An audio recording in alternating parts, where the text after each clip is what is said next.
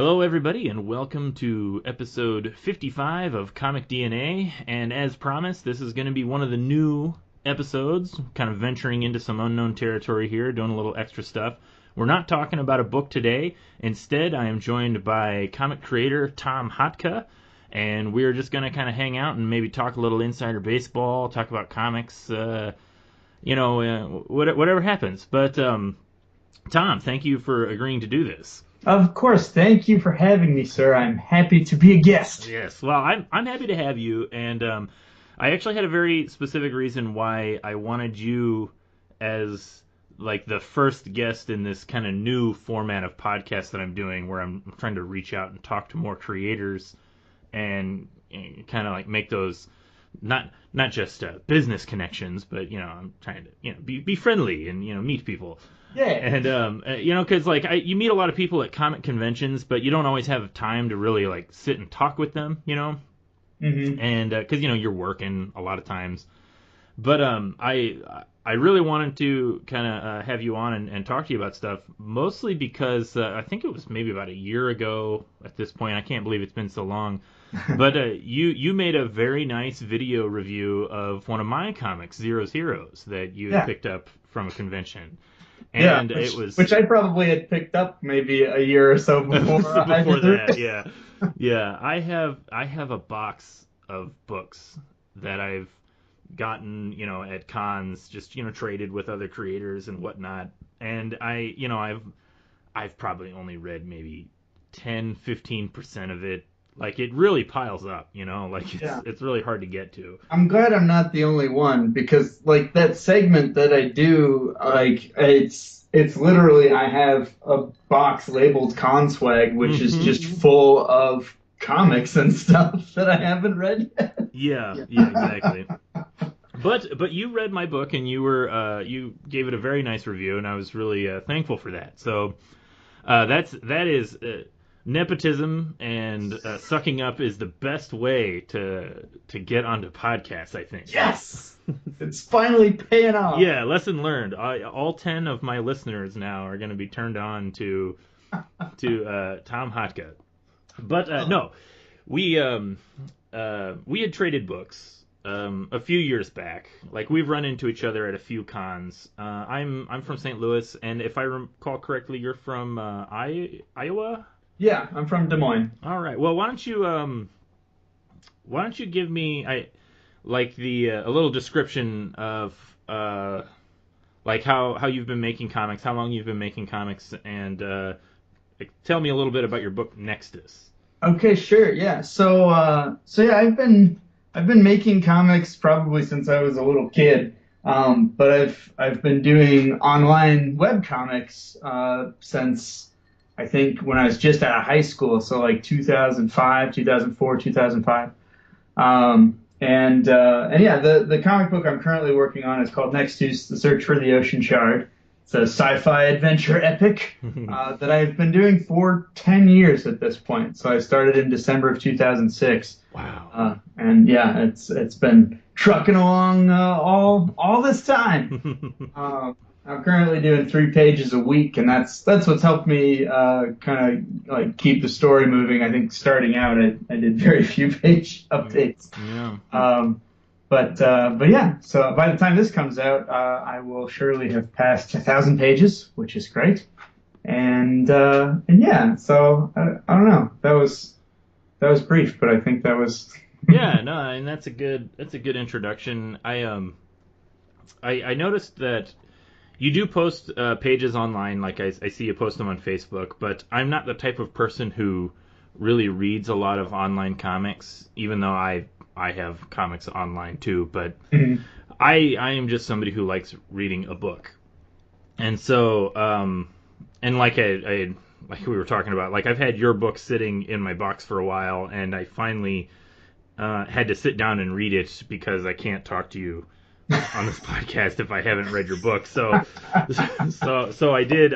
Because I also got volume 2 just at last month at Planet Comic Con, and I was really impressed that I mean 10 years you've been working on this. How many books is that? fourth book was just recently put out. Yeah, so April of this year, the fourth volume came out, and so right now there's 5 chapters in each book, so that puts 20 chapters in print. Online though, we're up to chapter 33. Oh, okay. So I'm still a couple books behind, but that actually works out pretty well because I can just kind of keep putting out books like as I want. So yeah. Yeah, that's good. But yeah, I read your book, and I always hate giving like reviews in person because you know you never know how people are gonna take it. Right. But that's not a preface for a bad review, by the way. No, I know exactly what you mean, though. There's something different about talking directly to someone about what you thought, instead of like, oh, I can just say this and edit myself afterwards and make sure I'd be comfortable with them. Exactly. Yes. But I actually I will say this. I enjoyed your book more than I thought I was going to. Oh, cool. And that's not meant to, I know it sounds like a backhanded compliment, but it's not. I mean, like you said, you made this when you were like right out of high school, right? Okay, so I started. I actually did a couple versions of Nextuus like right out of high school, that aren't currently online anymore. It was sort of stop start, like figuring out what I wanted to do with the story, and then yeah, 2006. I'd been out of high school for a couple years. I was done with college, and I started up this version of the comic, which has persisted. Well, one thing I noticed when reading this, it did, like I did think that this was a book that it looks like it's made by a young artist, and that's not just because of the art, but also because of the way you have your pages laid out. Like I assume you're aware of what I'm talking about, like with like all the black gutters and like the black pages and how the panels like you use a lot of negative space on some of the pages. Yeah. And at first, like the comic snob in me like had a very negative reaction to that. I'll tell you up front, because it's just like, you know, this isn't how comics are made, you know. But the more I read the book, like honestly, it felt like it was fitting like the style of the story you were telling. I get the impression that you are largely influenced by like video games and other, like not just like American comics, I guess is what I'm getting at. Would I be fair in that assessment? Yeah, most definitely. I actually didn't really read comics much growing up, and so most of my comic experience was just with like newspaper comics. Right. So I didn't really have a lot of I didn't really know a lot about how to go about making a comic, and I didn't do a lot of research. I just wanted to start I just wanted to start telling a story. Like, right. So yeah, and the black backgrounds, like yeah, the black gutters. That's basically the reason I did that was just because one, it was very easy, and two, I thought it would look better on a screen. That was going to be my next question about that. But yeah, go on. I'm sorry. Yeah, if you're reading a webcomic for a long time, or if you're on any website for an extended period of time, which is what I want people to do, reading hundreds of pages of my comic. Right. It cuts down on eye strain if you've got less white background. But yeah, I mean, honestly, like the way that I do the comic, it could almost just be strips, you know? Yeah. Like it could be 3 to 5 panels in a strip, because that's usually how many panels you've got on each page. So it's a quick read, right? It was actually a little quicker than I thought it was going to be. It was a brisk read. But that's not always a bad thing, because like I've read a lot of, you know, self-published stuff, and there's a lot of stuff where you can see like you know, the creator is maybe going for something, but it's like kind of a slog to get through because maybe they don't have a handle on what they're trying to do. Hmm. Like I noticed that a lot in like a lot of like self-published comics. Their biggest hurdle is lettering, Oh, and you'll have you'll see a problem with amateur artists. I think is that they don't really like their pages may be laid out in one way, but then they don't know how all the dialogue is supposed to fit into the art so that it reads fluently or hmm. smoothly. And so you'll get really confusing panels where there's just like weird text bubbles all over the place. And so one thing I noticed with your comic is that you did not have that problem by having so much negative space, and the way you do they're not really balloons, but your text boxes. Yeah. You It really did actually make the book kind of like a really smooth read. Like it Oh. wasn't like there wasn't any like struggling to kind of figure out like how the story is supposed to flow. Like I actually like the whole reason I'm bringing this up is because like I said initially I was like really like I kind of had a negative like this is not how comic pages are supposed to look. But as I read it, I have to admit it read really smoothly, more smoothly than I initially thought it was going to. Well, that's awesome. I'm really glad to hear that. That's great. That's because like I say, I didn't have a lot of experience with comics Hmm. before I started making this one. But one thing that frustrated me endlessly reading, and I mean this happens a lot in newspaper comics too. Hmm. I never liked having to reread a page or a panel because I had read it out of order. Oh yeah, yeah. that that was always very frustrating where it's like your brain goes what, and then you have to, oh, this had to come before the other thing that the other person said. Okay, it makes sense now, but I hate that. Like I don't like when that happens, so I do try very hard to make sure that the layout is very easy for the eye to follow the text. Hmm. So I'm really glad to hear that Yeah, you I have a think positive you experience I with that. think you succeeded in that, which I have to admit it's not something that or I should say it is something that some people don't always get a handle on. I mean, I think it's something that I struggled with in like early comics that I was making because I Mhm. forced myself to learn how to letter so that I wouldn't have to pay a letterer because I'm cheap. Oh, And yeah, I'm just a writer. I yeah.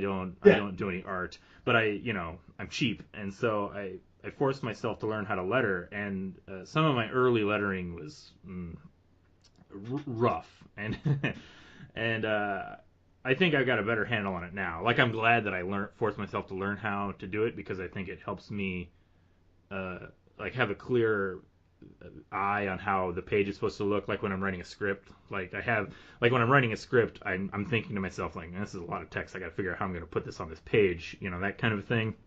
Yeah. But no, I think it's something that works for you. And I also was thinking, like, just kind of talking about the story. It definitely feels like like a Final Fantasy kind of story. Yeah. Like it kind of influence is coming from that probably more than anything else. Oh yeah, big time. Yeah. And I mean, I'm not like a huge gamer, but I've played a few Final Fantasy games in my day. And Chrono Trigger is actually one of my favorite video games ever made. So That's good. You're right. yes, so I definitely got that like old school JRPG feel from your book. And the more I was reading it, kind of like as I was kind of getting kind of that feeling from it, the the more the panels kind of worked in that it felt less like a comic book page and more just like cutscenes from a video game, which maybe not necessarily is what you're going for, and maybe I'm not explaining it the best, but I guess what I'm saying is it it just fit like tonally with the story what you were doing. It didn't I don't know, it just had a flow that I felt worked for it. Well, that's awesome, dude. To hear you describe it that way, like it feels like I've done something right. Like because yeah, definitely, especially I would say the first two books really have a lot of that feel of like let's gather the party, let's Hmm. Hmm. and set out on our journey, Yeah, you sort of. set up the sort of like long journey, the mission, that, and you bring in all the because you got a fairly large cast of characters that you're working with. Mm-hmm. Because yeah, across the two books, like it really is. The first two books are really just bringing all the characters together. Yeah. But it doesn't feel like it takes a long time because, as we said, it's a pretty brisk read, and your pages are mostly like 3 to 5 panels a page. Mm-hmm. And I mean, doing it online, I can look at this and immediately tell that this is a webcomic. And that's mostly because of like the things you said, like the black background, it just looks better on looking at it on a website. I get that. Mm-hmm. And as we previously discussed, it does look like somebody who wasn't necessarily drawing from like comic influences and more like drawing them from other influences. But the catch is, like at the time you would have started doing this, that's when like comics are such a I don't want to like a low barrier of entry for like an artist to get their story out, Yeah. So and I think that's something that is kind of a mark of a lot of webcomics, and that's been a great thing about webcomics because it's allowed a lot of people to start telling stories and get stories out there that break from the traditional comic book format or the comic book system even, Yeah. And I think your book definitely like falls under that category. Yeah, it was never an idea for me to like I didn't even really think about printing them initially. So the first couple Right. books were actually really hard to make. I can imagine, yeah. That I was going to ask you about that actually. Like, are these pages in the book like the way they looked online, or did you have to break up some of the panels? Like, were they longer scrolling pages? No, they were so all the like every page has a pretty similar layout to what it had online. It's just I had to do a lot of resizing and like pulling things away from the gutter of the book and Sure. so yeah, because the first several hundred pages were made before I ever made volume one. And so I wasn't thinking like every time I scanned a page, it was a slightly different size because I just tried to fit, I just adjusted the size to fit all the panels. Like Right. It didn't matter. Yeah, So, exactly. Online, it doesn't matter. Yeah. And actually, it's funny. Like the first couple chapters, I didn't use that negative space at all for the text boxes. I would put the text into the panels, which is weird. And I don't know why it took me so long to like realize, oh, hey, I'm not using any of this space. Just put the text there. Yeah. But so I think I did adjust that for the books, though. I think that I did move most of it out of the panels. But that especially became very helpful later on to be able to just fill up the panel with whatever I wanted, knowing that, oh, I'll be able to put the text around the outside and it'll be fine. So we talked about like video game influences. I noticed one thing in the back of the first book. You made mention of the character's mask. First of all, you have to tell me how do you pronounce that name? The Way. Oh, I say Waywacry. Waywacry. Okay. Yeah, and it's like there's so many this is the blessing and the curse of sci-fi. Is it's great. You get to make up all kinds of stuff. Yeah. And you don't really have to follow any rules, which is awesome. But because of that, like, Nextuus, Waywacry, like a lot of the terms I make up, like they don't follow like rules of grammar or rules of language. It's just I just wrote out how I thought it would be spelled. But I'm never going to give somebody a hard time if they pronounce a made up word wrong. I don't care. Like, it's fine. Well, that's the funny thing about like real language, like English. There are rules on how everything is pronounced, except for the millions of exceptions to those rules that you just have to learn. Like you just memorize them. You just know the exceptions. Yep. I comes before C are spelled the same, but they sound totally different. Exactly. Yeah. I comes before C, or I comes before E, except for when it doesn't. Like, it's just like that. Yep. But no, I saw in the back of the book, like with some of your character sketches, you made mention of Jonan Vasquez's Johnny the Homicidal Maniac. Yeah. And I was actually really pleased to see you say that, because when I first was just like looking at your book and I saw the that mask, which you've kind of used as like a logo, like I've seen you put it on a few things, Mhm. or as a symbol, for your book. And my first impression of that honestly was like, that looks like something from Jonah Vasquez, like I really thought, I was like, that reminds me of Johnny or Invader Zim or something. And so it was really funny then that I read it in the back of the book. You just straight up name dropped him. So I didn't Yeah. feel. I was glad to see like a comic influence in there, along with the other influences like we were talking about. Yeah. Was that like, is that a comic that you read? Yeah. In high school, a friend lent me the collected volume of Johnny the Homicidal Maniac, and I think Squee as well. Yeah, Squee. Yeah. And yeah, at the time, like it was like I was pretty sheltered growing up. I didn't read comics mostly just because like a lot of them were violent, and my parents were very pacifist in raising me. So I couldn't watch a lot of cartoons and stuff that other kids got. I mean, I'd watch them at friends' houses and Sure. stuff. No, I've been down that road. Uh, Very, very similar situations with me. oh, sure. But yeah, so in high school, like it's time to start rebelling a lot more. hmm And yeah, when a friend of mine showed me that comic, I was like, yes, all That's of this. that's a Uh, good Teenage Rebellion comic. I would say so. I found it at a very appropriate time. hmm And I still have a collected volume of Johnny the Homicidal Maniac. I'll reread it every now and then. It doesn't really speak to me in the same way that it used to, but Sure. I did really appreciate his attitude. Not Johnny's attitude, but but Jonah Vasquez's attitude about creating art. And hmm he's mostly self-taught and was just like, I'm just gonna make this comic. This is just what I want to do. I'm gonna do it. All right, great. That's cool. Yeah. You I, can just do that. I agree. Yeah. Yeah. And I kind of got that. I kind of got that attitude from your comic.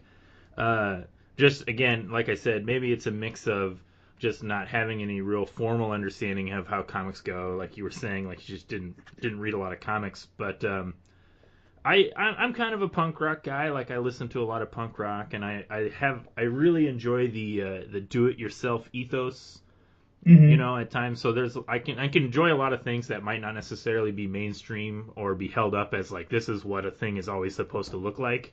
Yeah. And I think that your book really kind of like does a good job of like not conforming while still being like a good read. I like I said, I enjoyed it. Hmm.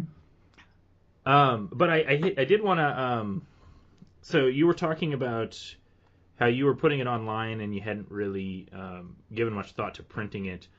I assume you decided to print it when you decided to start going to comic conventions. Yeah, that was exactly it. hmm As I so for a long time, for probably about 5 years, 4 or 5 years. I guess it was 4 years. I was like, well, I can't go to a comic convention because you only go to a comic convention when you're like a big deal and people want to meet you. Right. I had never been to a comic convention, hmm uh, and I don't even remember how or why, but it suddenly occurred to me like, no, actually, it's probably a really good way to find people who want to know you and want to read your comic, Right. as opposed to the other way around. Um, and so, yeah, so I decided, well, I guess, I mean, I have a web comic. I guess I should make something to sell that's based on my comic. hmm Because I didn't want to just go to a show and be like, hey, here's a card, go check out my website. Because I didn't feel like that would be very fruitful. Right. And I didn't, at the time, I didn't, and I still feel this way, that I don't feel like the first chapter stands alone well. Like, I hmm think that the story needs to be read in great chunks because the pages themselves are so insubstantial. I felt like if I just let out chapter one as a single issue, like as a floppy, hmm that I don't think there's like, I mean, it's basically just an introduction of like three characters. Um, Right, right. and I didn't really feel like that would be enough, so I was like, I like graphic novels better anyway. I've never been like even now I don't usually like collecting single issues. I would much rather buy a book. Hmm. And so I was like, well, that's what I'll do. I'll put together. It was pretty arbitrary. The first five chapters just seemed like a good place to end it, and I've just been carrying on with that since. I think you have the right attitude. It's very similar to what I was doing with my first comic, Zero's Heroes. When I actually even had a similar thing where I was like, although my comic conforms a little bit more to traditional standards of like comic page layouts and stuff. It's comic book page dimensions and four color superhero comics. Yeah, But yeah. I was like, I'm not printing this thing. I'm putting it online, so I don't have to conform to the 22 page single issue format. I can just make my chapters however long I want. And Hmm. then when I decided to collect it all, I had a little bit of a headache trying to make sure it all fit properly into the book. Like because Yeah. I had like we did a couple of 2 page spreads, but online you can just put in a double page spread wherever you want. But in a book, you have to make sure the pages line up so that it's always Yep. open. And I was like, oh man, so I had to do a little bit of filler art here and there to make sure I had all the pages filled out properly because you can't you know you have to make it all fit. So that was another like I had a similar thing where I was like, I'm doing it online, who cares? And then afterwards I'm like, no, I guess I need to print it if I'm going to go to a comic convention. And then suddenly I realized like, oh, there's a reason why people kind of follow these standards and kind of stick to them.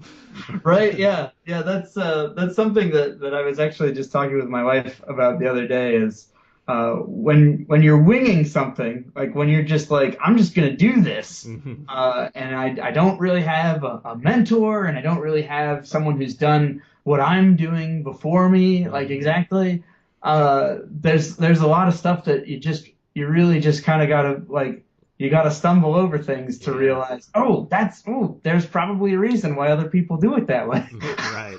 And some people, I'm probably like this type of person, but I'm kind of the type of person who just needs to, like, you can tell me 100 times, like the easiest way to do it, but I need to just make the mistakes myself, and then I'll actually understand this Yeah. is why and how you do it, like, Yep. I'm because right there yeah, with you. yeah, exactly. Like I'm, call it stubborn, call it stupid, I don't know, but I'm very much like that. Like, I'll figure it out Yep. on my own.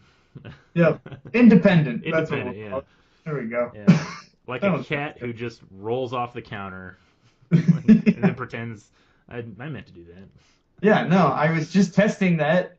Thank you. that. Exactly, yeah. I'll Now be I on my know. way. Good day.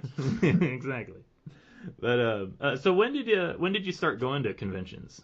It was, oh gosh, it must have been 2012, I think. Oh wow, that was the first year that I started doing them too. Oh, that's awesome. Yeah. Yeah, I think it was 2012 was when the first book came out, and that's when I went to my first show. Hmm.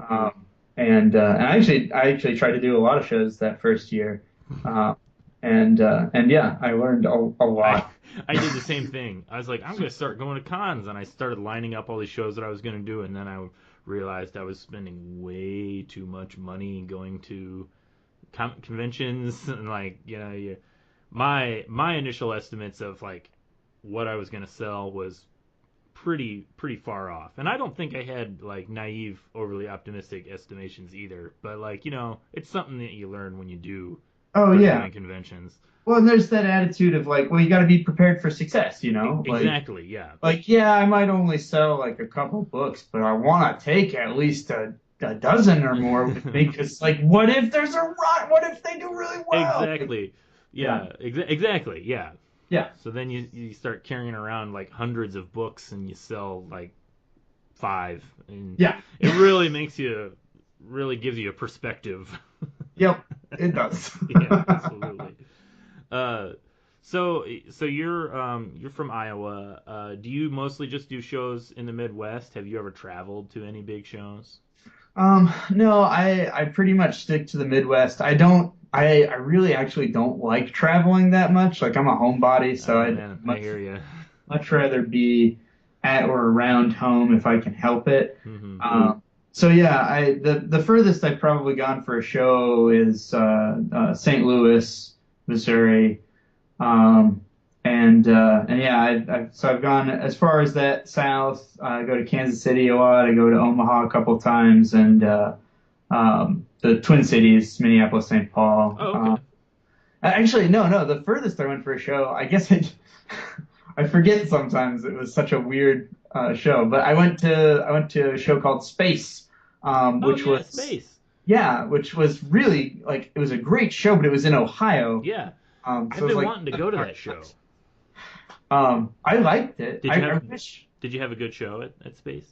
I had an okay show. Hmm. I wish that because it was like my second year doing shows.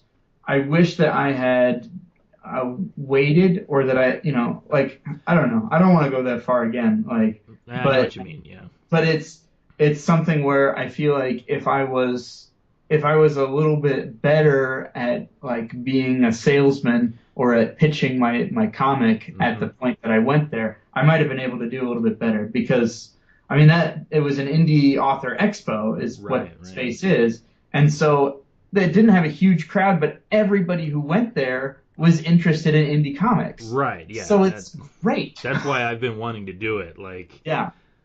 after you do a couple of Wizard Worlds, you start to get really jaded about comic conventions Yeah. because nobody at Wizard World is there for comics. Like they're just Yeah. not, and that's fine, if that's the kind of show they put on and that's the type of people they attract. That's fine. And then you do a show where everybody's there interested in comics, and you're just it's like you're caught off guard.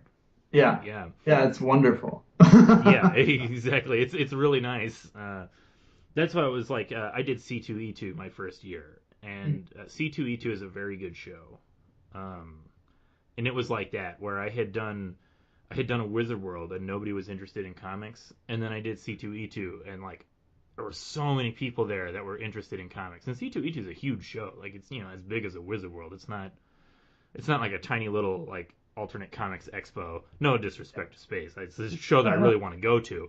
Yeah. But yeah, it can be weird, like just seeing the different types of shows, like the different types of conventions, and kind of learning how you have to work them. Mhm. And it can also be kind of tiresome too, because at the end of the day, I don't know about you, but at the end of the day, I just want to make comics. Yeah. Yeah. It can be really exhausting, like going to conventions and trying to sell them and pitch them to people. Yeah. I think the hardest thing as a creative person, as any creative person, and it's probably not hard for everybody, but the hardest thing for me, and it Hmm. sounds like for you, is Hmm. to sell your product. Yeah, yeah, Because that's what it is and that's what you're trying to do. And it sucks. It's hard. right, And it doesn't feel natural. yeah. And so, yeah, that's something that it is very draining. And yeah, I agree. I would much rather like, I just want to make my story. I just want to tell my story. But I go to the shows because it's like, well, I want to tell my story so that people will read it. Right, yeah. That's sort of part of the package is that it's not just that I want to do. I could just do it. I'm already doing that. That's Right. great. Now I would like people to read it. Do you ever have the problem, like I have this problem where I don't know what, like when you're pitching a comic to somebody, I don't know what they're actually interested in hearing about. Like do you just like tell them the plot, or do you just tell them like, like genre stuff, like this is what it's kind of about? Because I always slip into this thing, because this is just me. I'm really arrogant and I'm a narcissist and I'm also a huge art snob. So this is why I have a hard time pitching a comic, because when I pitch a comic, I don't tell them like this is the character and this is their powers and this is what they do. I tell them like, oh, this is a comic that I was making. It's kind of about like the struggle between fathers and their relationship with people, and I give them all these like big heavy thematic stuff, and they're just like, I don't care. I don't care about any of that. Like, and I'm like, as a writer, this is what I thinking about. This is what interests me. Like I said, because I'm an arrogant snob, and I see in most people they just like tell me if there are people fighting in it. Right. And I'm like, oh, yes, I can tell you that. Yeah. Yeah. I think, yeah, generally my pitch starts out very, very basic, talking about genre Hmm. almost exclusively. I just tell people it's sci-fi adventure, treasure hunters on a planet, hunting for a lost relic, and all the people trying to stop them along the way. Like that's almost word for word, like my pitch that I give people. Yeah. And then I kind of let them direct me from there. Or I'll just ask them like, what kind of stuff do you like to read, or what kind of sci-fi do you like, Hmm. and try and pull whatever they say back to the comic of like, oh, well, if you like that, like I've got elements that are similar to that in the story or whatever. Right, right. But yeah, I do try and keep it pretty broad and pretty focused on. Well, that was a weird sentence. Broad and focused at the same time. Right, yeah. I try and stay focused on the broad themes. There you go. Yes. There it is. Brought it all together there at the end. I'm a rightist. Yeah, yeah. So, do you have an ending in mind for Nextuus? Like, is this something that you were planning on finishing someday? Yeah, definitely. It always was. I like 10 years ago, I don't think I would have told you that it would take me 10 years to finish it. But I am working towards an ending. Because I as much as I enjoy, like I read a lot more webcomics than I do print comics. Hmm.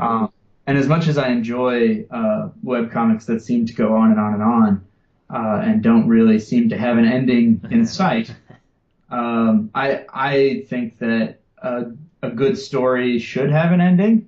And it's okay for stories to end. Like even if it's just here's where we're gonna stop telling the story, and you can imagine what happens after. Like, Yeah. but yeah, no, I do have an ending in mind for Nextuus. That's good. That's good.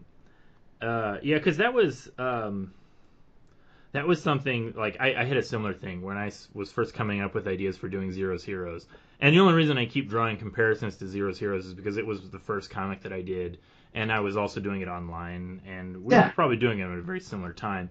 But like, I had a hard time like selling Zero's Heroes as a webcomic because I was doing a superhero comedy, and I don't think that that's the kind of thing a lot of people that read webcomics care about because it's like it's a generally younger, newer generation of readers who have been like their exposure to this type of pop culture stuff really comes more from cartoons and anime and less from comic books themselves. Yeah. Which is I'm probably slightly older, so I read a lot of comics as a kid, and that's why I sort of like transitioned away from doing Zero's Heroes as a web comic.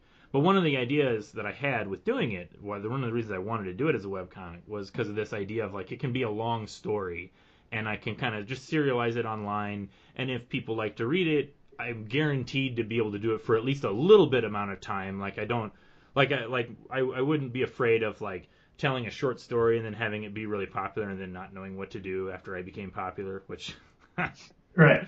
Yeah, what a naive like Right. Yeah. like, oh, what a terrible that's what a plan for success there. Yeah, get a little ahead of yourself.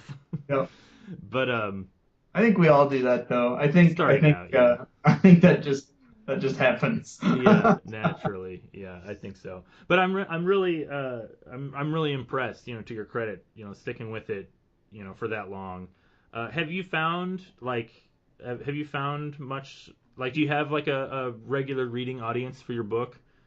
I've only asked that question because like I really don't pay attention to online stuff, so I don't actually know. That's cool. I do. It's hard to know exactly what size it is because online interaction is so infrequent most of the time. Right. Until you've got like a huge audience, generally you're not going to have. You might have like a small vocal group, and that's pretty much where I'm at right now. Is that the site gets 100 or a couple hundred hits every day, Hmm. which is just from people, I mean, that could be every now and then it'll get several hundred hits because someone is Somebody reading going through the whole thing, yeah. the entire thing, which is fun. Yeah. But and then I'll post pages to Facebook. I'll post pages to like DeviantArt and a couple other places, and there's a few people who will respond there, and they get more views there. So it's hard to know exactly how many people are like checking in Hmm. weekly and reading my comic. Yeah. So I know that was something that I kind of struggle with a lot too, was because I eventually just stopped caring. Like I stopped checking like what kind of hits are the website getting, because like you'd see those kind of spikes where it's just like, oh my god, I got like 1,000 page views, 1,000 more page views today. Like somebody must have just gone through and just read everything twice or something. yeah. Um, but part of the problem I struggled with one of the other problems that I struggled with doing a webcomic is that I don't think that like the comics that I was making were meant to be read in that format, like a long form story. Reading like one. I think at one point I was updating 2 pages a week, but still, just like going back to read a story, 1 page every couple of days. I much prefer to just sit down and read the book. Like I can't stand like reading a short story 1 page a week over the course of like 6 months. Oh yeah, sure, And sure. and I get that other people don't have a problem doing that, and that's fine. But what one of the reason I bring that up is because one of the things that I liked about your book is that it didn't succumb to one of the biggest criticisms I have of webcomics, which is that there's this new I almost want to call it a new type of storytelling, but it's not. It's just something that I've noticed is very regular or like kind of like a recurring thing with a lot of webcomic storytellers, which is Mhm. that they'll do a long form story. They're not doing a strip. They're not doing like a gag strip, like your penny arcades or whatever, where it's Right. just those are really easy to read Yeah. regularly. Like, because I Yeah. love I love newspaper comics too. Like one, yeah. Yeah. So I don't have a problem reading those online. I will read those. But like, there are a lot of people that will do long form stories, but they do 3 pages a week and whatnot. And I think a lot of them fall victim to this storytelling style where each page sort of has to end with like a little bit of a punchline or a cliffhanger. Oh man, I've tried to do that before. It sucks. Yeah, It's so it's hard. so hard, and I hated trying to write. I didn't like want to write like that. I rejected it outright, where I was like, I'm not going to write like that. But then it made it like a pain. I thought it made it a pain to read online because like you would have a page that was really meant to be read immediately after the previous page, not like a week after or a day Right. after. And so it made it really like I felt like people are going to read this and they're not going to like it because they're not reading it the way it's meant to be read. Yeah, because sometimes, like, if you do that, it's like you're putting punctuation on each page, and Right. that can really be jarring if you're reading a bunch of pages all at once, and Right. it's trying to tell a continuous story. And I've Yeah. had that problem where somebody has given me like a collected book of like I mean I won't say any names, but it was a famous webcomic, and they told me like, oh, this is one of my favorite webcomic authors, and I mean I'd heard of it. It wasn't even like it was like some unknown thing. Like I knew exactly what it was. I just never read it because I just didn't read. I don't read a lot of things online, and I Yeah. was reading it and I got really kind of bored and irritated because I felt like this story is just not like the story is like barely there in favor of doing just kind of these like page gags where every page kind of has to end with this like this little punchline, and I felt like it was such a like I felt like it slowed the flow of the whole story. Like it wasn't meant to be read in a collected edition. It was meant to be read, online every couple of Page by days. page. Yeah. Yeah, which is fine. I'm sure the people that read it online like that loved it. But then it made it to me. Then it gets collected and it just makes the reading experience really weird. And I say that because your comic, well, although I say it looks like a web comic, it did have like a flow, like it read like a book. It didn't have all these little like page stops where it's like that's your fix, and then it's the cliffhanger to the next page. Yeah, I Which definitely, that's something I decided purposefully to move away from mhm. because the first iteration of Nextuus, which wasn't called Nextuus and was totally different and was weird and terrible. But that one was, it was every page needs to have some kind of gag at the end, hmm because that's what I was used to. Because again, I'm basing a lot of this off of like reading newspaper comics. Right, right. Um, and and yeah, it's hard to write. It's disjointed.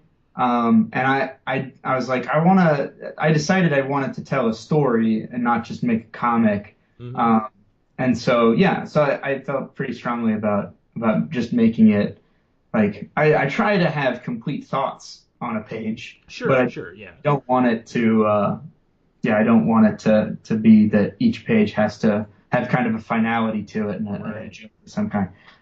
But yeah, and that's something that like with webcomics, I find that there are some that because I read a lot of webcomics, there are some that I will read day to day as they come out, hmm and generally those tend to be the gag a day kind of strips where it's like there might be a story, but it's probably pretty loose, or there might just be small arcs over a few strips or hmm pages.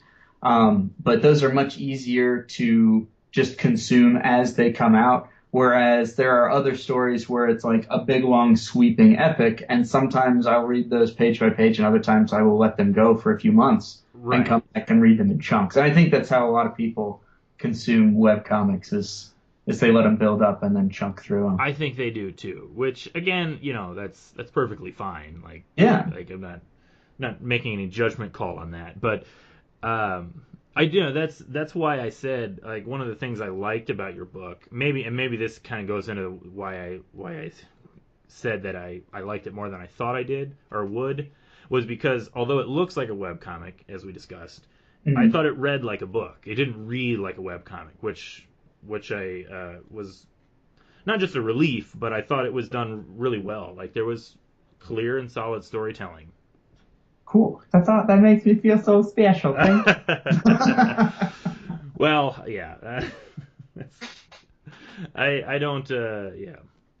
I can't think of any jokes to put there, so we'll just, so one other thing I definitely wanted to talk to you about before we're done was you do videos. What you call it, your Tomcast? Is that Yeah, correct? that's right. Yeah, Yeah. I've watched a few of them actually. It was I don't mind telling you that was one of the like the sort of inspirations for me to try and start a YouTube channel, even though I'm not necessarily making videos, just to have that outlet to try and put stuff out there. Yeah. Uh, Oh, that's I awesome. feel like I'm it's something that glad. yeah, I feel like it's something that not enough creators do. Like YouTube could be something that a lot of comic creators could really take advantage of, but it's difficult because comics are such a weird thing. Like you can't like they're so static. There's a lot of imagery, but it's difficult to make a video out of them. Yeah. Yeah. But so I've seen a few of your videos. Like I watched one of your Sandman reviews Oh yeah. because I do enjoy Sandman, and Yeah. I It's watched great. I watched yeah, it's a good book. I watched the recent video you did, not the most recent one, but the one about Planet Comic Con, kind Oh of yeah, the yeah. When I was super sick. yeah, Yeah. you were super sick. Yeah, I could tell, man. Like, yeah, you were stuffed up. That Yeah. must have been a hard one to record. Yeah, well, it wasn't like hard to talk. Like it wasn't that my voice was like fading or anything. It was just I just had like a sore throat or something, Yeah. and yeah, I just sounded like a frog. It was great. Right. But one of the things I noticed was how you were pretty upfront about how the show went for you. And I Hmm. know we talked a little bit at Planet Comic Con. I made my own video actually about Planet Comic Con Oh, cool. just a week ago, but it wasn't really like like an overview of this is how the show went. I just I had a camera and I just like shot some footage and just kind of talked about everything that you can do at Planet Comic Con. Except I didn't show any of it. All I did was show a couple of my artist friends in Artist Alley because that's all I'm there for. I'm not there to meet celebrities. Yeah, yeah. But ha, I noticed like because like you had said that you didn't have a good year at Planet Comic Con, Yeah. and that actually seemed to be a common consensus uh, across a lot of people that I talked with. Yeah. And there's always this like thing among creators. I don't know if you've noticed this, like talking to people at a comic convention, but when you're talking to somebody at a show, you can always tell like people are pretty guarded about how they want to like say how the show is going. Like you'll go up to somebody, you know, because it's you're not necessarily like close friends with everybody. It's just somebody you've seen at a show, and like you'll ask them like, how's the show going for you? And they'll kind of like there's like this pause, and they go, it's going all right. Yeah. And there's like that's like, oh, you probably only sold like 3 books, you know, but like you don't want to because you don't want to trash the show, you know. Right. And so there's this weird position where you wanna have like an honest conversation and talk about like you know how things are going, but at the same time you don't want to just like put all the blame on like so many other factors because there are a lot of factors that go into you know whether or not you have a good or a bad show.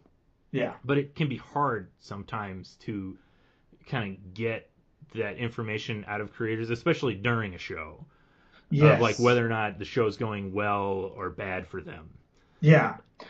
I find that during a show, especially, I really try not to be negative, even if I'm having a really terrible show, Right. You don't want to because bring I any don't. negative vibes to it. Yeah, Yeah. exactly. I don't want to put that on, especially on attendees, like people Exactly. coming Yeah. down Artist Alley. I don't want to bum them out or make them feel like Mm-hmm. I'm having a shitty day. Like Right. they're there for an Exactly. experience. Yeah.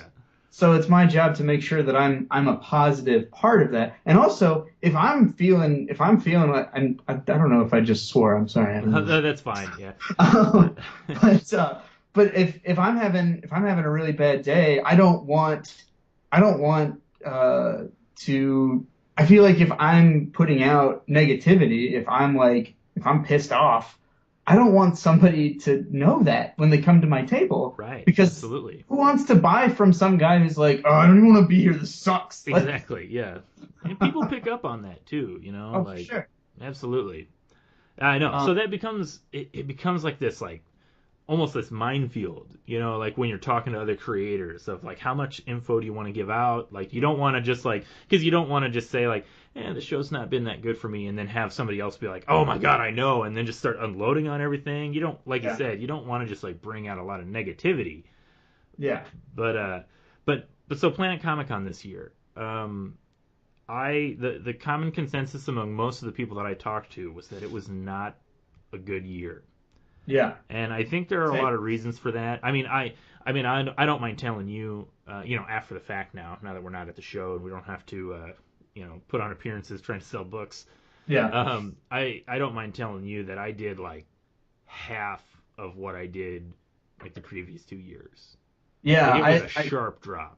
I did very, very poorly. I mean, like last year was a harder year as well, Mm-hmm. for me at Planet. But yeah, this year, yeah, it was dismal. Mm-hmm.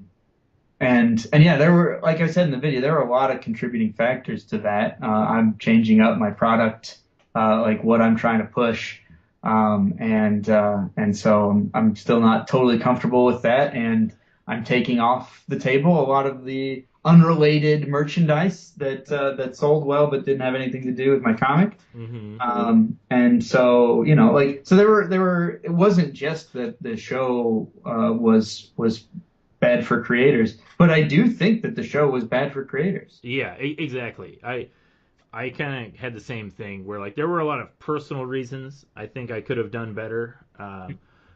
None of which that I have to specifically go into, but you know, there like you said, there are lots of contributing factors. Yeah. I could have done the show a little bit differently, but yeah, the general consensus I think was that the show was like really large, like too large, Yeah. and I think maybe it was just a fact of like we were on like one end because we weren't too far off from each other, like we were maybe half a dozen aisles apart, but Yeah. half a dozen aisles out of 150 aisles is not that much. Yeah. Uh, Yeah. God, it was big. yeah, it was big. But I know I had one friend who did like extremely well at the show, and that's because like earlier this year his book went viral, like super viral, and he sold like thousands of copies online. Oh, that's awesome. Yeah, I mean, it was great for him. Yeah. And he got invited to the show at the last minute. Well, it's not like I'm trying to keep his name a secret. His name is Zach Thomas, and he does a book called The Bible 2. Oh, yeah, yeah. Yeah. Okay, sure. And so I've seen him at a few shows, and we kind of know we know some mutual creators that we've worked with. He's another writer. I think that's why I immediately kind of took to him, because I'm like, yeah, another writer who has to deal with all these stupid artists. No offense. Yes. But no, his book, The Bible 2, recently went viral, and like he had like incredible overnight success, and Oh, that's awesome. and it was great for him, like super congratulations. But yeah, so I'm talking to all these people, and they're like, yeah, show's not going so good, it's really big. And I was talking to him, and he's like, yeah, I sold out of all my books I brought with me on the first day. I'm just walking around drinking today, like I got nothing to do.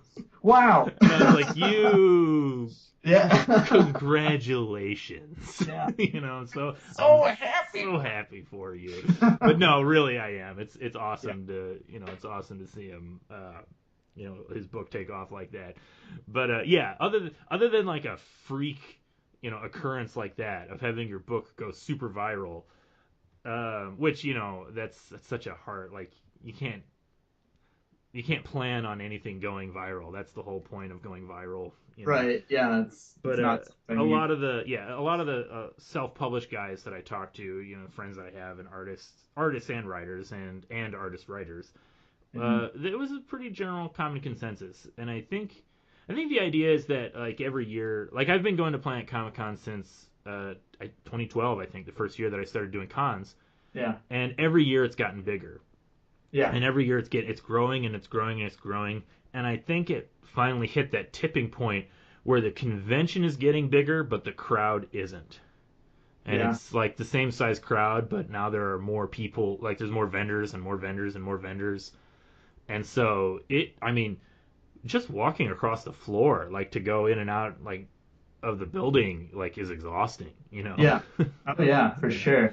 Yeah, it was yeah, at Planet Comic Cons in the past, I like a common thing that happens at shows is that you might see someone on the first day and they're like, I'm just checking stuff out. Oh yeah. I mean, it's a very common phrase, which is fine, and sometimes it's a way for people to blow you off, and sometimes they are just checking stuff out. Right. And I didn't see anybody again, and I didn't. It wasn't just because people were blowing me off. I didn't see anyone again because how could you make it back? Exactly. There's Yeah. so much to see. Yeah. If And- you like, yeah, you had to make the sale when people were in front of you because they weren't going to be back. Yeah. Even if they were there all 3 days, there's too much to see. Exactly.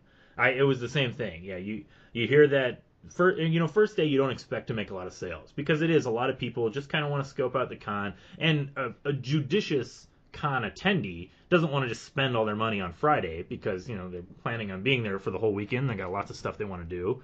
Yeah. I was the same way. I had gone to a few comic conventions before I started tabling at them, and I was the same way. And I felt like the first one I went to, I went through the artist alley and stopped at everybody's table. Like I was that guy. I was the guy that was like, I mean, the comic book artists, the guys at the tables must have been drooling for me to get next to their table because, how often do you see people just walk through the alley and not even look at any of the tables? Or even worse, you'll see somebody walk through, stop at one table, and then walk out without looking at any of the other tables. And just buzz on And by. just Yep. buzz on by, exactly. And I always feel bad, like, because I do that now sometimes, because, like, as a creator, I'm just, I'm short on time. I'm not there to see the whole convention. So I'll, like, run over to an aisle to see a friend of mine and stop and talk to them and then run off. And I always feel like such a jerk for not, like, stopping to talk to everybody else in the aisle. Yep, me too. Yep. Yeah. And I'm just like, hello, I'd like to get to know you, but I really can't. I'm sorry. Yeah. Yeah. But yeah, my first year, like the first convention I went to, I went through the artist alley and stopped at every single table, and people, it must have been a dream, except it was because I was purposely not trying to just spend my money at everything, but it was the first comic convention I'd ever been to, and I was there to buy self-published comics, and there were a lot of people that were self-publishing comics. It was a Wizard World in Chicago, Oh so it wow. was like a big artist alley. So Yeah. needless to say, I spent a lot of money on comics, Yeah. and That's yeah, easy to do. exactly. It's really easy to do. So like I said, I mean, I must have been the guy that everybody had like marked when they saw him like going down the alley. That guy stopped at the first table, then he stopped at he's gonna stop at my table. All right, I gotta get my Stop picture. here. I'm Yeah, gonna talk to that guy. exactly. Yeah, yeah. And so, but yeah, you notice that there's and I had to say that a lot of times where I'm just like, I'm gonna stop at every table, and I can't just spend my money at the first 4 tables and then have nothing for the rest of the con. Yeah. So, I would say that, like, I'm just checking things out. I'm gonna go back through kind of with what I want to spend my money on. You accept that. You just understand that that's just a reality. It's just a practical way people have to be. But yeah, at Planet Comic Con, or this year I should say, because you'll get that every year. But yeah, this year, no returns. Yeah, very, very few. I had one return actually, and it was from a fan, like a regular reader that I see almost every year at Planet Comic Con, and I was very sad because she was trying to buy all of my new books, which would have been a decent sale on my part because I had a couple of new books that she hadn't read yet. Yeah. And I couldn't get a flippin' connection on my phone Oh for no. my PayPal, and like no. she only had a credit card, and and I was like trying to figure out everything I could do because we were having a hard time getting connections this year. Other years it's not been a problem, but this year it was. I guess just so many people. I have no idea. I don't know technology. Yeah. But she said she was like, well, I'll just come back later with cash, and I was just like, don't let her walk away. You're never gonna make the sale. But there was nothing I could do, and Yeah. like I was like almost ready to just give her the books and just be like, just take the books. I've seen her multiple years, and she's really nice. And I'm also that kind of like naive creator where I'm just glad somebody wants it. Yeah, no, I totally know what you mean, and Yeah. I feel that way a lot. Actually, that's something that I have a little mini book that for some foolish reason I don't have the price printed on it. I just have a sign next to it, Uh-huh. and a lot of times people will pick it up and walk away with it. And Right, they think it's a I giveaway. usually remind them like, oh, that's $3. Like I'm selling that one for $3. Yeah. And they quickly put it back down. But sometimes if it's someone that I've been talking to for a while and they seem genuinely interested, it's like, all right. Just take it. That's one of the yeah, exactly. That's one of the first lessons that you learn too doing shows is always put the price on the book. Yeah. Yep. That was something that I didn't do with my first books. Yeah. But yeah, I should say that story that I was telling did have a happy ending. She did come back that's with good. cash, and I was like, I'm so happy you came back. I gave her a free book. I was like, just take stuff, So it was good, but yeah, it was a big show, huge crowd, and it was just like there was no like getting around the whole thing. Like I barely had time to stop and talk to all of my friends that were there that I wanted to stop and talk to. Yeah. Because you just kind of get lost, and like I'm trying to like walk the whole floor, like because I got to go like see somebody, and then I see somebody else. I'm like, oh, I might not see them later. I got to stop, and then you get paranoid because you're like, I've been away from my table too long, and I've probably lost like 1 million sales. Everybody shows up to buy something when you're not there. Yeah. But yeah, so that was I guess all of that is to say that I think that was a common consensus among people at Planet Comic Con this year.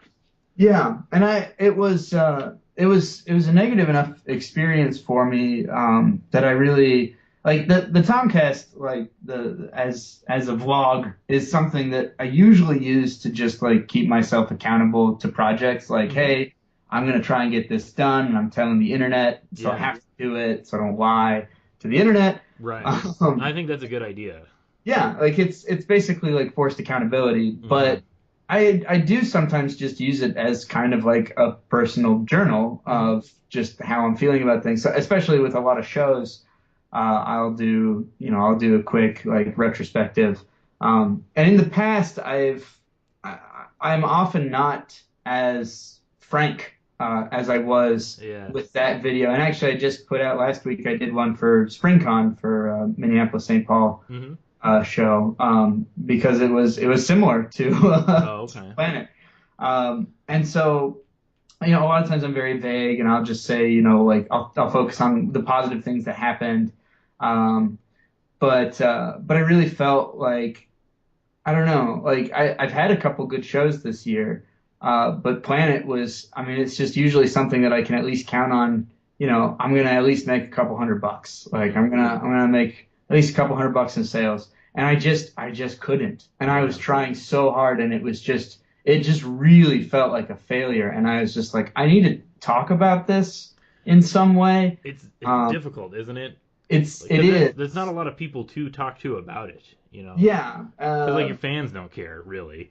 Well, yeah, that's the thing is like I don't want You don't want to readers of burden people. Nextuus Yeah. to be like, oh, this guy's whiny, like, oh, you didn't do well at a show, like, Yeah, too bad. exactly. Yeah. And I don't like it's really easy to fall into the trap of complaining about, the like I have to stop myself before I even really get to it of complaining Mm-hmm.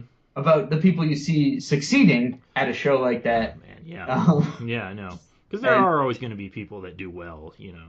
and that's fine. And people like to spend money on things that they know and things that they're comfortable with, Mm-hmm. and that's fine. That's what they're there to do. And even if I had like, it doesn't matter what show I go to. There's always going to be people who aren't going to be interested in what Right, right. they're selling. So it's not like anyone's stealing sales from me. It's just it's hard to sit next to a print factory, as they're often known, and not start to feel like, what am I doing? Like, why Right. am I here?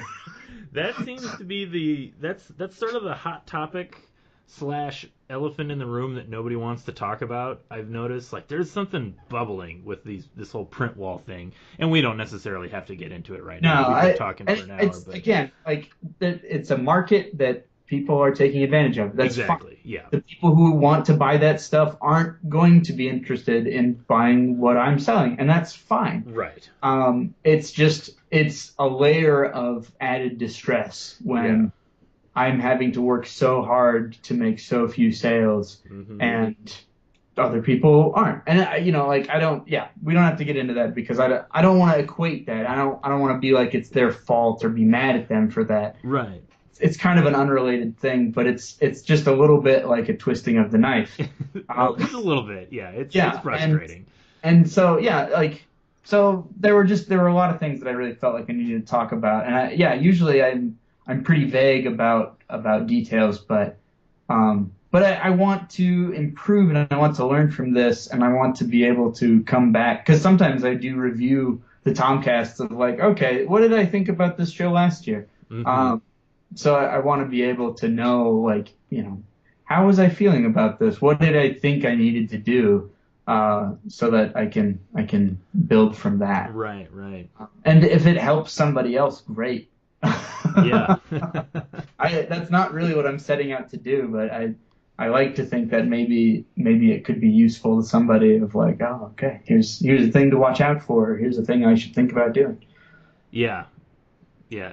I mean, it's good. It's good to be able to have those kind of conversations, but as a creator, it's always like you're saying, it can be hard to pick like when you want to have it, or Yeah. like when you want to put that out there, because like you said, you don't want to just sound like a whiner, and you don't want to sound like you're blaming other people for why you're not a popular superstar or anything like that, because Right. that's not really what it's about.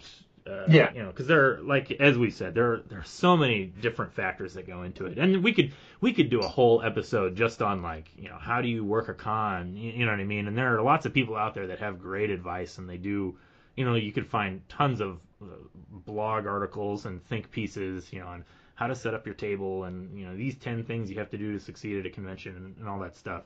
Right. And there's a lot of different things that go into it. But at the end of the day, I think most creators are just there to try to, get their comic in front of a few readers and meet other creators, and that's how you learn, by talking to other creators and networking and all that stuff. It's pretty much all I'm there to do now these days.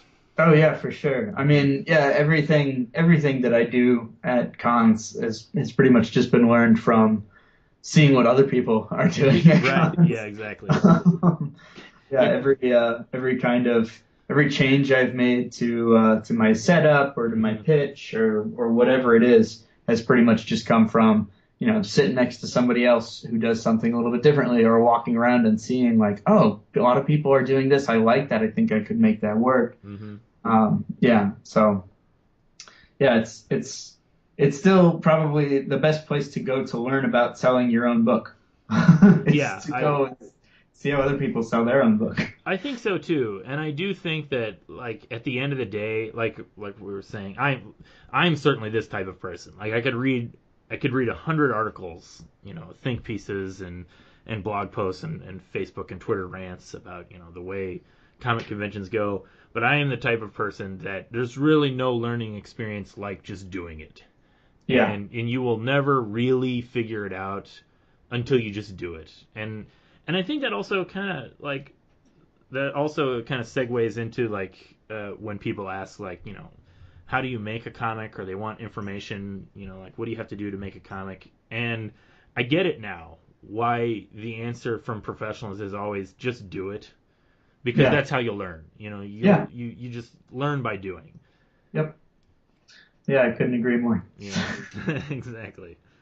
Well, I think we've been talking for a little over an hour now. I think we might wrap up the episode here. Right But on. Tom, thank you for doing this. It was a good conversation. Yeah, definitely, Yeah, dude. we'll definitely have to do this again sometime. What's the next show that you're doing? Let's see. The next show I'm doing is going to be it's a little library show in Boone, Iowa called Ericon, and Hmm. that's I think June 24th. I should know. Let me look at the calendar real quick Yeah, here. Yeah, it's June 24th, Saturday, June cool, cool. 24th. Well, if I know St. Louis is kind of tricky. There aren't always a lot of good shows in St. Louis. Like there's the big Wizard World in St. Louis, but I haven't gone to that in 3, maybe 4 years. I can't remember now. Mhm. And I stopped doing Wizard Worlds, and I haven't looked back, and I don't regret it one bit.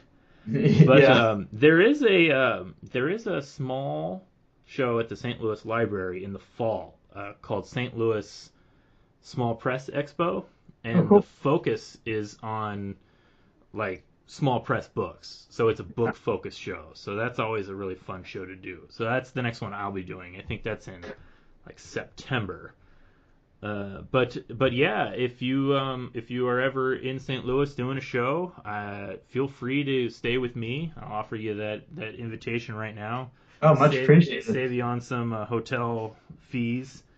Yeah. My door is open to you. I had a good time on this talk. Yeah, me too. Thanks a lot, man. Cool, man. Well, we're gonna leave it there. I'm sure Tom and I will be talking again at some point in the future. But check out his comic Nextuus, Tom. Where can they read that? You can just read that at nextuus.com, which is nextuus.com. All right. I'm Yeah. glad you made the clarification on the spelling there, because Yeah, well, yeah, made up words, man. exactly, yeah, made up words. But that's good. Yeah, check out Tom's comic. You can read it there. Gosh, 1,000 pages. That's Yeah, incredible. I'm it's I'm it's so kind of blowing my mind. yeah, I'm so glad to see you stick with it like that. But yeah, thanks for being here, Tom. Thanks everybody for listening, and we will see you all next time.